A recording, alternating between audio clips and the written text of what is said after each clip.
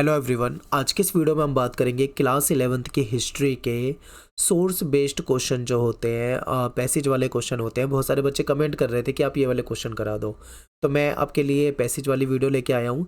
ये सारे source based question है और मोस्ट इंपॉर्टेंट क्वेश्चन है जो मैं आपको यहाँ पे बताने वाला हूँ, तो वीडियो को बहुत ध्यान से आपको देखना है, ठीक है। अब एक चीज़ समझिए कि पेपर में ये जो क्वेश्चन आते हैं वो किस तरीके से आते हैं। तो आपके सामने जो ये रेड कलर से लिखा हुआ है कि निम्नलिखित अनुच्छेद को ध्यानपूर्वक पढ़कर नीचे दिए गए प्रश्नों के उत्तर लिखिए, ठीक है।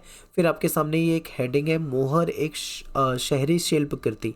अगर आपने चैप्टर अच्छे से पढ़े हैं तो आपको बस इतना ही पढ़ के समझ में आ गया होगा कि आपके चैप्टर फर्स्ट में से है, मेसोपोटामिया वाला जो चैप्टर है उसमें से है, ठीक है। तो आपको इतना पता लग गया होगा। लेकिन अगर मान लो आपने नहीं पढ़ा है सही तरीके से तो हो सकता है आपको ना पता लगा हो।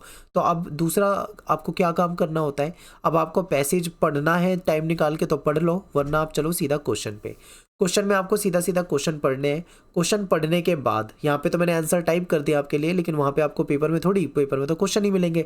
तो जब आप पेपर में क्वेश्चन पढ़ लोगे तो उसके बाद आप आके पैसेज में उस आंसर को ढूंढने की कोशिश करोगे तो आपका टाइम बचेगा, ठीक है। तो इस चीज़ को ध्यान रखना। अब चलिए क्वेश्चन देख लेते हैं। सबसे पहला क्वेश्चन है कि भारत में प्राचीन काल में मोहरें किस पदार्थ से बनाई जाती थी। तो हमारे यहाँ पे तो भाई पत्थर की मोहरें होती थी, ठीक है। तो ये तो हो गया पहला। फिर दूसरा क्वेश्चन है कि मेसोपोटामिया की मोहरों में किस प्रकार के लेख पाए जाते हैं। तो देखिए, मेसोपोटामिया की जो कुछ मोहर थे उसमें मिलता है, जैसे मालिक हो, कोई मालिक है उसका नाम मिलेगा, इष्ट देव का नाम मिलेगा, यानी जिनकी वो पूजा पाठ करते थे उनका भी नाम मिलता था। और कभी कभी किसी व्यक्ति की पदीय स्थिति भी मिलती थी। पदीय स्थिति का मतलब है कि वो किस पद पर है। जैसे मान लो, पद का मतलब यहाँ पे पोस्ट होता है, ठीक है। जैसे कि कोई राजा का मंत्री है तो मंत्री क्या हो जाएगी, उसकी पोस्ट हो जाएगी, ठीक है। यानी कि वो किस पोस्ट पे है, ये चीज़ें भी लिखी मिल सकती थी। तो ये तो हो गया दूसरा क्वेश्चन। तीसरा क्वेश्चन है कि मुहरों को बनाने वाले कुशल कारीगरों के बारे में आप क्या जानते हैं। तो देखिए, मुहर जो होती है ना, वो बहुत कुशल कारीगरों के द्वारा उकेरी जाती थी, क्योंकि मुहरों को बनाना, पत्थरों में बनाना इतना आसान काम नहीं था। उसके लिए स्किल्ड लेबर चाहिए, ठीक है। अनस्किल्ड लेबर से काम नहीं चलेगा। अब स्किल्ड और अनस्किल्ड का मतलब क्या है, यानी कुशल और अकुशल। कुशल का मतलब वो है जो व्यक्ति अपने काम को बहुत अच्छे से करना जानता हो। अकुशल का मतलब ऐसा व्यक्ति है जो सीख रहा हो किसी काम को, ठीक है, अभी वो उसमें एक्सपर्ट नहीं हुआ है। तो कभी कभी क्या होता है, इसमें कुछ लेख भी मिलते हैं, ठीक है। कभी कभी उसमें ऐसे लेख भी होते थे जिसको उकेरना काफ़ी आसान बात नहीं होती थी। तो ये सारे आंसर मैंने यहाँ से ढूंढ लिए हैं। अब देखो, एक चीज़ याद रखना कि पैसेज जो आपके पेपर में आएगा, ज़रूरी नहीं है कि आपको 3 क्वेश्चन दे रखें तो तीनों के आंसर उस पैसेज में मिल जाए। हो सकता है आपको 3 में से 1 क्वेश्चन का आंसर मिले, 2 का आपको अपनी नॉलेज के बेस पे लिखना हो सकता है 2 के आंसर मिल जाए, तीसरे का ना मिले, हो सकता है तीनों के भी मिल जाए। ऐसा सिंपल भी पैसेज आ सकता है। तो इस चीज़ को ध्यान रखना, ठीक है। नॉलेज बेस भी होता है कि कुछ क्वेश्चन में आगे आपको दिखाऊंगा, ऐसे बहुत सारे पैसेज हैं जहाँ पे आंसर आपको मिलेंगे ही नहीं। तो उसमें फिर हमें अपनी नॉलेज के आधार पे लिखना होगा, क्योंकि चैप्टर हमने पढ़ा है तो हमें पता ही होगा उसके बारे में। अब बात करते हैं, नेक्स्ट हमारा है पैसेज वारका शीर्ष। एक बार आप ये देखो, ये आपकी बुक में इस तरीके से दे रखा है, यही वाला पैसेज यहाँ पे आ रखा है, ठीक है। अब ये वारका शीर्ष जो है, इसके बारे में यहाँ पे लिखा हुआ है सब कुछ। अब आप क्या करो, वीडियो को पॉज कर लो और ये 4-5 लाइनें जो है इसको अच्छे से पढ़ लो, उसके बाद वीडियो को आगे बढ़ाओ, ठीक है। अब मैं चलता हूँ सीधा क्वेश्चन पे लेके। पहला क्वेश्चन है कि वारका शीर्ष को कब बनाया गया और किस पत्थर को तराश कर बनाया गया। तो देखो, 3000 BC यानी 3000 ईसा पूर्व में इसको बनाया गया, और सफ़ेद संगमरमर का जो पत्थर था उसको तराश कर बनाया गया, ठीक है। तो पहला क्वेश्चन बिल्कुल ठीक हो गया। अगला है कि स्त्री का सिर किस प्रकार बनाया गया, उसकी क्या विशेषता है। तो देखिए, स्त्री का जो सिर था, सिर के ऊपर एक खांचा बनाया गया था, एक स्ट्रक्चर बनाया गया था। शायद वो इसलिए बनाया गया हो ताकि उसे कोई गहना पहनने के लिए बनाया हो। जैसे मान लो, सिर के ऊपर क्या पहनते हैं, मुकुट टाइप का पहनते हैं ना, तो मुकुट वगैरह पहनने के लिए इस तरीके से बनाया गया था ताकि उस पर कुछ रखा जा सकता हो, ठीक है।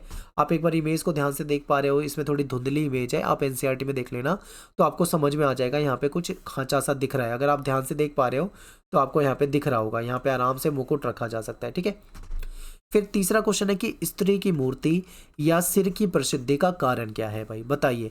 अब देखो, स्त्री की मूर्ति या सिर की प्रसिद्धि का कारण ये था कि उस समय ना, जिस समय की ये मूर्ति है, उस समय कठोर पत्थर पर तराश कर इतनी सुंदर मूर्ति बना पाना बहुत एक्सपर्ट लेवल का काम होता था, ठीक है। हर कोई कोई छोटा मोटा कलाकार उसको नहीं बना सकता था। उसके लिए बहुत ज़्यादा एक्सपर्टीज़ होनी चाहिए, बहुत ज़्यादा कुशलता होनी चाहिए व्यक्ति के अंदर, तभी वो कठोर पत्थर को तराश कर इतनी सुंदर मूर्ति बना सकता था। ठीक है, एक तो आप ये बता दो। दूसरा क्या था कि ये इतनी मतलब इतनी ज़्यादा सुंदर मूर्ति थी कि पूरी दुनिया में ये प्रसिद्ध हो गई थी, फेमस हो गई थी। ठीक है, तो ये बातें आप यहाँ बता सकते थे।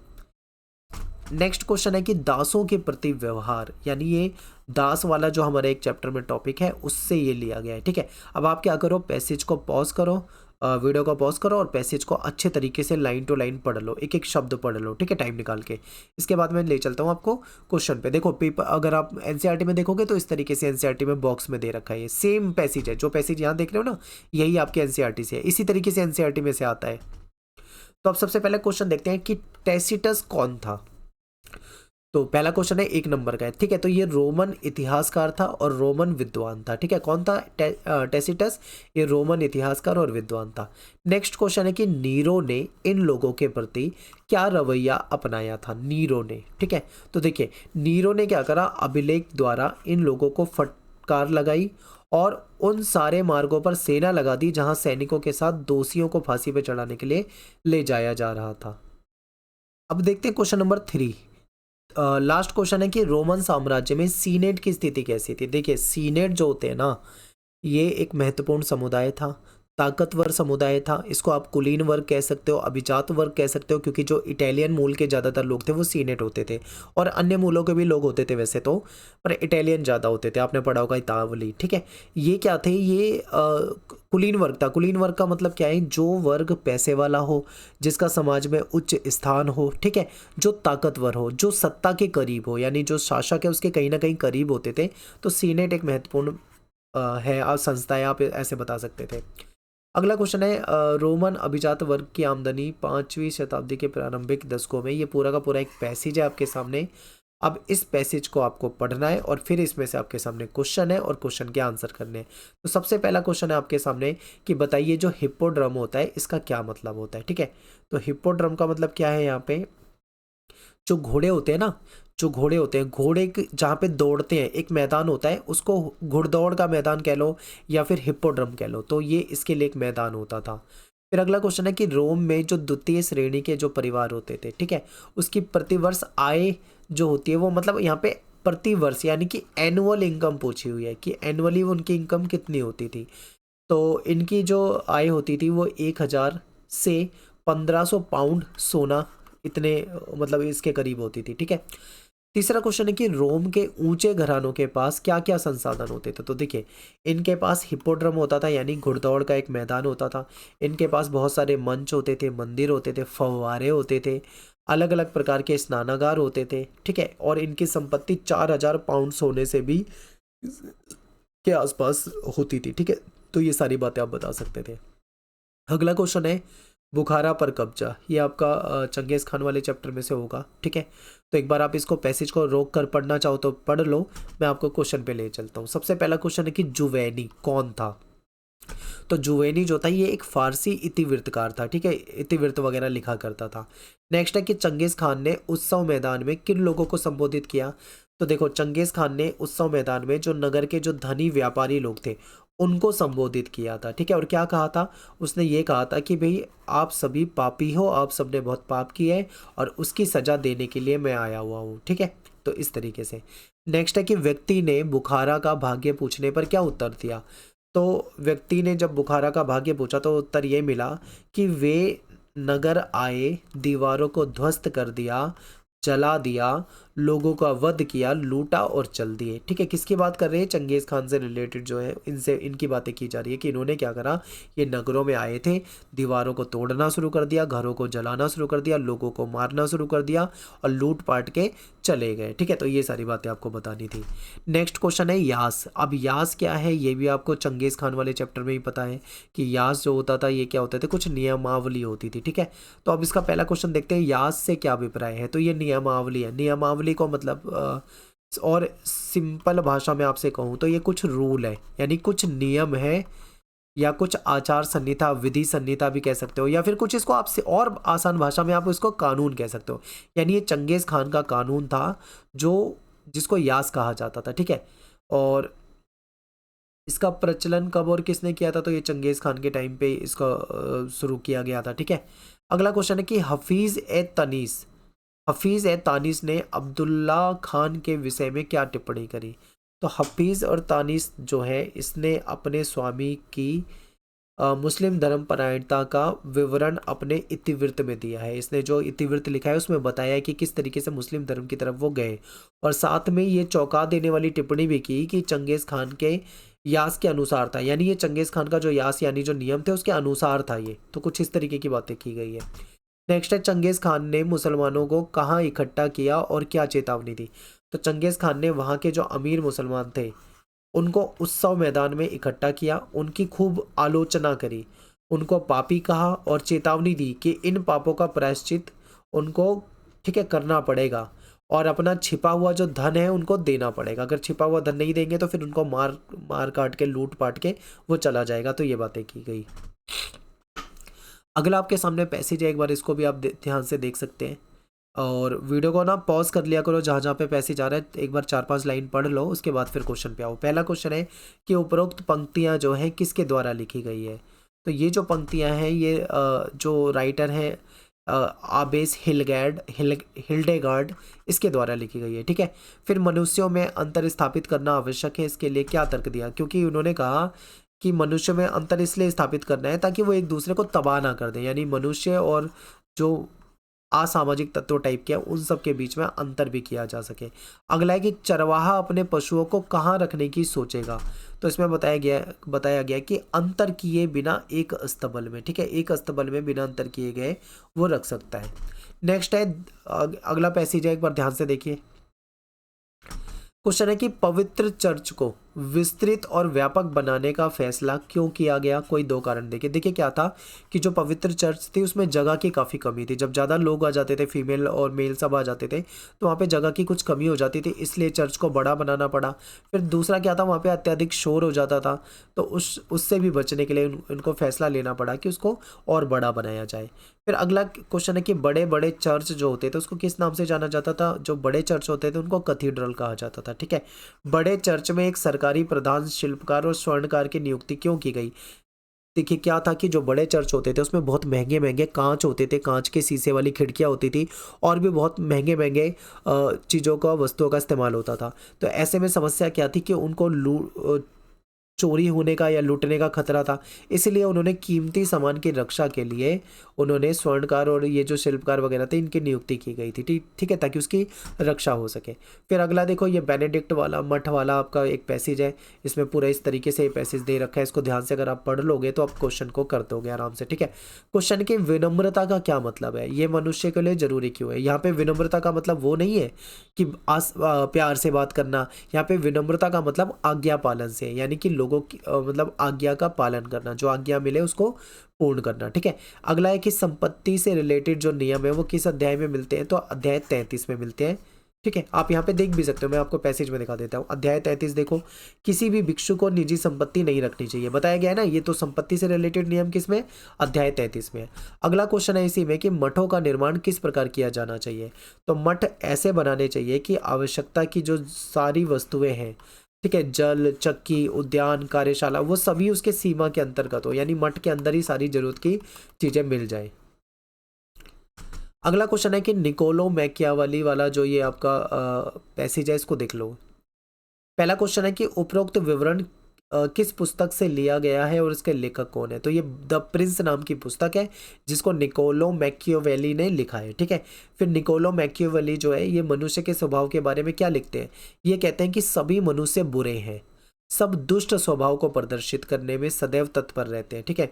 मनुष्य जो है उसकी जो इच्छाएं हैं वो हमेशा अपूर्ण रह जाती है। क्यों अपूर्ण रह जाती है? क्योंकि वो मनुष्य स्वार्थी है, ठीक है, हमेशा मतलब अपना स्वार्थ के पीछे पड़ा रहता है, इसलिए उन्होंने मनुष्य को स्वार्थी बताया है। अगला क्वेश्चन है कि मनुष्य की जो इच्छाएं होती हैं वो हमेशा अपूर्ण क्यों रह जाती है, मतलब मनुष्यों की इच्छाएं पूरी क्यों नहीं हो पाती? इसके पीछे रीजन ये है कि मनुष्य हमेशा अपना स्वार्थ देखता है, कभी दूसरों के भले के लिए काम नहीं करता, बस अपना ही स्वार्थ देखता है। इसीलिए उन्होंने कहा कि सभी मनुष्य बुरे हैं, सब दुष्ट स्वभाव को प्रदर्शित करते हैं, और इसीलिए इनकी इच्छाएं कभी पूरी ही नहीं हो पाती है। अगला क्वेश्चन है आपके सामने, नया पैसेज है, कलाकार और यथार्थवाद, कला से रिलेटेड है, इसके एक बार ध्यान से देखिए। इसके क्वेश्चन को करते हैं। व्यक्ति सुंदर आकृति किस प्रकार बना सकता है? तो आदमी सिर्फ कल्पना करके कभी भी एक सुंदर आकृति नहीं बना सकता, केवल कल्पना से काम नहीं चलेगा, ठीक है। जब तक व्यक्ति अपने मन को जीवन के प्रति छवि से ना भर ले, यानी कि जब तक वो अपने मन में इन चीज़ों को ना भर ले, तब तक वो एक सुंदर कृति नहीं बना सकता है, ठीक है। केवल कल्पना से नहीं बन सकती। अगला क्वेश्चन है, यथार्थवाद से क्या अभिप्राय है? तो जो वस्तु जैसे उसको उसी रूप में स्वीकार करना, यानी जो वस्तु जैसे है उसको उसी रूप में स्वीकार करना या उसके वास्तविक रूप में स्वीकार करना ही यथार्थवाद होता है, ठीक है। जो वस्तु जैसे हमारे सामने हम उसको वैसे ही स्वीकार करें तो ये यथार्थवाद कहलाएगा। अगला क्वेश्चन है कि व्यक्ति की कल्पना मात्र से एक सुंदर आकृति क्यों नहीं बनाई जा सकती? देखो सेम क्वेश्चन जो यहाँ पे आंसर में आ रहा था, यहाँ पे क्वेश्चन में पूछ लिया है। अब वही बात आपको फिर घुमा के लिखनी है, यानी आदमी, व्यक्ति। अब यहाँ पे लैंग्वेज घुमाना, मैंने तो सेम लैंग्वेज लगा दी है। पेपर में अगर ऐसा क्वेश्चन आ जाए तो आपको लैंग्वेज घुमानी है। आप कैसे लिखोगे इसके आंसर को? देखो कि आपको ये बताना है कि जब भी कोई सुंदर कृति की सुंदर आकृति का अगर निर्माण करना होता है तो ऐसे में व्यक्ति की केवल कल्पनाशीलता काम नहीं आती, बल्कि उसके मन में उस चीज के प्रति जो छवि बनी हुई है उसका भी सहारा लेना पड़ता है, ठीक है। तो मैंने वही बात कही लेकिन मैंने थोड़ा घुमा के बता दिया, तो इस तरीके से आपको बताना है। अगला क्वेश्चन देखिए एक बार स्क्रीन पे ध्यान से, ये पूरा पैसेज है, इसके क्वेश्चन देखते हैं। धर्म ग्रंथों को मातृभाषा में होना क्यों आवश्यक है? क्योंकि धर्म ग्रंथ अगर मातृभाषा में होंगे तो आम लोग भी उसको समझ सकेंगे और पाखंड से बचे रहेंगे, ठीक है। देखो अगर इस पैसेज को पढ़ोगे तो आपको ये पता लगेगा कि धर्म ग्रंथ जो थे उसका अनुवाद मातृभाषा में उपलब्ध इसलिए नहीं कराया गया था ताकि लोग उसको आसानी से ना समझ पाए, ठीक है। ताकि ये जो पादरी वगैरह होते थे, ठीक है, जो पुरोहित वर्ग था, वो लोगों को बेवकूफ़ बनाते रहे, झूठे धर्म के सिद्धांत बताते रहे, लोग उसको समझे ही ना, क्योंकि मातृभाषा में वो चीज़ अवेलेबल ही नहीं है। तो इसलिए ये था। तो यहीं पे इसका आंसर आपको ये बताना है कि धर्म ग्रंथ मातृभाषा में इसलिए होने चाहिए ताकि लोग उसको पढ़ के समझ सके और पाखंड से बच सके, ठीक है। अगला क्वेश्चन है, पाप स्वीकारोक्ति क्या था? तो ये एक डॉक्यूमेंट होता था और ये व्यक्ति के सारे पापों से छुटकारा दिलाने की गारंटी की बात करता था कि अगर आप इसको ले लोगे तो आपके जितने भी पाप किए उससे छुटकारा मिल जाएगा, ठीक है। हालांकि ये सारी गलत चीज़ें थी लेकिन उस समय में होती थी, तो ये आपको बताना था। अब देखो मैं आपको बता रहा था ना शुरू में कि कुछ क्वेश्चन ऐसे होंगे जिनके आंसर आपको पैसेज में नहीं मिलेंगे। अब आप ये दूसरा क्वेश्चन पाप स्वीकारोक्ति जो है इसको देखो, अगर आप इसे ध्यान से पढ़ोगे ना तो शायद आपको इसमें इसका आंसर भी नहीं मिलेगा, लेकिन ये पूछा हुआ है। लेकिन इसके लिए आपको फिर चैप्टर की नॉलेज होनी चाहिए, क्वेश्चन आंसर आने चाहिए, ठीक है। अगला है कि टॉमस मोर और इरेस्मस जो थे ये कौन थे? ये दोनों एक विद्वान थे और ये मानवतावादी विचारधारा को मानते थे, ठीक है। ये विद्वान किसकी विचारधारा को मानते थे? मानवतावादी। अगला क्वेश्चन है कि चर्च के बारे में इनके क्या विचार थे? ये चर्च को गलत मानते थे, कहते थे चर्च एक लालची संस्था है, लोगों के साथ लूटपाट करती है, जो पादरी होते हैं ये पैसा ठगने का काम करते हैं, ठीक है। तो ये सारी बातें इसमें इन्होंने बोली है। अगला क्वेश्चन देखो, ये आपके सामने फिर से पैसेज है। नेक्स्ट क्वेश्चन है कि महान मुखिया क्या संदेश है? महान मुखिया का क्या संदेश है? महान मुखिया जो है वो मूल निवासियों की जमीन जो है उनसे खरीदना चाहता है, ये संदेश दे रहा है। फिर मूल निवासी को अपनी जमीन और संसाधन से लगाव क्यों है? क्योंकि देखो मूल निवासी सदियों से, कई पीढ़ियों से उसी जमीन पे रहते आ रहे हैं, उस जमीन से उनका एक भावनात्मक रूप से लगाव है, वो उनके पूर्वजों की भूमि है, उनके पुरखों की भूमि है, उस भूमि को वो छोड़कर जाना नहीं चाहते हैं। जमीन से उन्हें प्यार है, पेड़ पौधों जंगल से उन्हें प्यार है, तो वो उस चीज़ को नहीं छोड़ना चाहते, ठीक है। तो ये चीज़ आप यहाँ बता सकते थे। अगला है कि धाराओं और नदियों में बहता चमकीला पानी सिर्फ पानी क्यों नहीं है? स्पष्ट कीजिए। अगर आपने ये पैसेज को पढ़ा होगा ना तो आपको समझ में आएगा कि धाराओं और नदियों में बहता पानी सिर्फ पानी नहीं है। मैं आपको पैसेज में दिखाता हूँ तब आपको ज़्यादा अच्छे समझ में आएगा। देखो क्या लिखा है, धाराओं और नदियों में बहता हुआ चमकीला पानी सिर्फ पानी नहीं है, वह हमारे पुरखों का लहू है, यानी हमारे पुरखों का खून है। हमारे पुरखों ने ना जाने कितनी संघर्ष झेले होंगे तब जाके ये सब हुआ है। अगर हम आपको अपनी ज़मीन बेच दें तो आपको याद रखना होगा कि ये पवित्र है, ठीक है। अपने बच्चों को सिखाना होगा कि ये पवित्र है। तो यही बातें यहाँ पे बता रखी है कि नदी का पानी केवल पानी नहीं था बल्कि उनके पूर्वजों का लहू था, भावनात्मक रूप से वो उससे जुड़े हुए लोग थे, इसलिए मूल निवासी ऐसा कहते थे। अगला क्वेश्चन है जापानी भाषा के ऊपर, ठीक है। तो एक बार आप इसे ध्यान से पढ़ो, मैं आपको क्वेश्चन कराता हूँ। क्वेश्चन है कि कांजी लिपि जापानियों ने किस देश से ली और कब ली? तो ये चीन से ली थी और कब ली थी? 6वीं शताब्दी में, ठीक है। हिरागाना नदी जो है सुलभ क्यों समझी जाती है? ये इसलिए सुलभ समझी जाती है क्योंकि जो हेयान काल था उसमें बहुत सारी जो लेखिकाएं थी वो इस नदी का इस्तेमाल करती थी, ठीक है। फिर एक अगला पैसेज आपके सामने है, इसके क्वेश्चन देखते हैं। फुफू जावा युचिकी जापान के किस काल के बुद्धिजीवी थे? तो ये मेजी, जो आपने पढ़ा होगा ना, मेजी काल, तब के हैं। अगला क्वेश्चन है कि मेरो कुशा क्या था और जापान को अपने में एशिया निकाल के फेंकना चाहिए, इसका क्या मतलब है? तो मेरो कुशा एक संस्था थी, ठीक है, जो जापान में पश्चिमी ज्ञान का प्रसार करती थी। और अगली लाइन का मतलब क्या है? जापान को अपने अंदर से एशिया निकाल फेंकना चाहिए। इस लाइन का मतलब है कि जापान को अपने एशिया के लक्षण छोड़ देने चाहिए और पश्चिम का हिस्सा बन जाना चाहिए, क्योंकि बहुत सारे लोग थे जो पश्चिम से प्रभावित थे और वो पश्चिम जैसा बनने की बात करते थे, ठीक है। अगला क्वेश्चन है कि इन्होंने अपनी पुस्तक में क्या लिखा था? तो इन्होंने अपनी पुस्तक में लिखा था कि जापानी ज्ञान जो है वो बहुत, मतलब जापानी ज्ञान की आलोचना करते थे, उसको सही नहीं मानते थे, पश्चिमी को ज़्यादा अच्छा मानते थे, ठीक है। तो इन्होंने उसकी कड़ी आलोचना करी है। फिर आपके सामने एक और क्वेश्चन है, ध्यान से देखिए, ठीक है। ये पैसेज है, इसके आंसर को देखते हैं, क्वेश्चन को देखते हैं। प्रस्तुत अनुच्छेद के लेखक का नाम बताइए। तो ये जो अनुच्छेद है, इसके लेखक है गाकुनोन नो सुसुमे, ठीक है। ये जापानीज टाइप के नाम है, ये याद भी नहीं होंगे आपको, बाकी ध्यान रखना। अगला क्वेश्चन है कि लेखक ने किस चीज की आलोचना की? आलोचना करने के लिए उन्होंने क्या तर्क दिया? तो जापानी ज्ञान की कड़ी आलोचना इन्होंने करी है और इन्होंने कहा है कि जापान के पास प्राकृतिक दृश्य के अलावा गर्व करने के लिए है ही क्या? कुछ भी नहीं है इनके पास, सब कुछ तो इन्होंने पश्चिम से ले रखा है, ठीक है। आगे देखो, लेखक ने सभ्यता की आत्मा किसको कहा है, उसका क्या सिद्धांत है? तो उन्होंने आधुनिक जो कारखाने हैं, जो संस्थाएं हैं, जो पश्चिमी सांस्कृतिक सार तत्व है, जो पश्चिमी ज्ञान को इन्होंने अपनाया है, उसको ये अच्छा मानते हैं, उसको सभ्यता की आत्मा बताते हैं, ठीक है। तो यहाँ पे अपने पैसेज जो इंपॉर्टेंट थे वो खत्म हो गया है। आई होप आपको समझ में आया होगा। आपको जरा भी डाउट है तो आपको वीडियो को कम से कम 2 बार देखना है, 3 बार देखना है, पर आप इसको अच्छे तरीके से देख के जाओ, अच्छे से पेपर करके आना है, ठीक है। ऑल द बेस्ट सभी को, बेस्ट ऑफ लक। मिलते हैं नेक्स्ट वीडियो में। Thanks for watching. जय हिंद, जय भारत।